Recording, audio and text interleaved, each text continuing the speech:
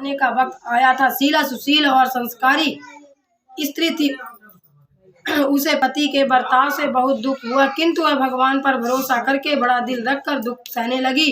कहा जाता है कि सुख के पीछे दुख और दुख के पीछे सुख आता ही है, इसीलिए दुख के बाद सुख आएगा ही। ऐसी श्रद्धा के साथ शीला प्रभु भक्ति में लीन रहने लगी। इस तरह शीला असह दुख सहते सहते प्रभु भक्ति में बिताने लगी। अचानक एक दिन दोपहर को उनके द्वार पर किसी ने दस्तक दी। शीला सोच में पड़ गई कि मुझ जैसे गरीब के घर इस वक्त कौन आया होगा, फिर भी द्वार पर आए हुए अतिथि के का आदर करना चाहिए। ऐसे आर्य धर्म के संस्कार वाली शीला ने खड़े होकर द्वार खोला। देखा तो सामने एक मांझी खड़ी थी।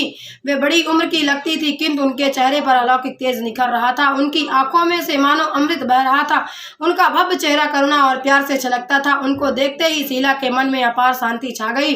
वैसे शीला इस मांझी को पहचानती ना थी, फिर भी उनको देखकर शीला के रोम रोम में आनंद छा गया।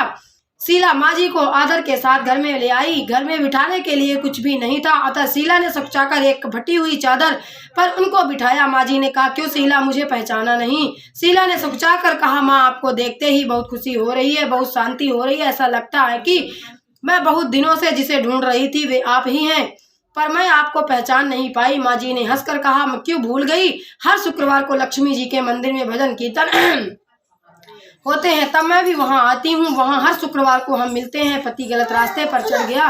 तब शीला ने बहुत दुखी हो गई थी और